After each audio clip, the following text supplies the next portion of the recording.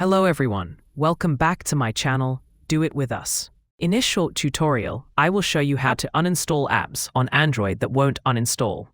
Sometimes you may come across stubborn apps that simply won't go away, no matter how many times you try to remove them.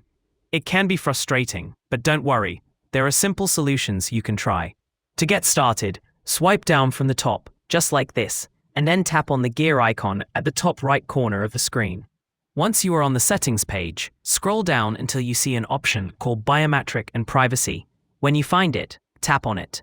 After that, scroll down to the very bottom and tap Other Security Settings. Then tap Device Admin Apps. What you want to do next is find the app that you want to uninstall and toggle off the switch next to it. Tap Deactivate. Once you've done that, go back to the main settings page. Scroll down until you see Apps option. Tap Apps. Now scroll down, find that exact app, and go ahead and uninstall it. If you have an app that doesn't give you the ability to uninstall it, for example, YouTube, you can only disable it. Just tap Disable at the bottom left, and then tap Disable App. Don't forget to like, comment, and subscribe. Thanks for watching, and I will see you in another video.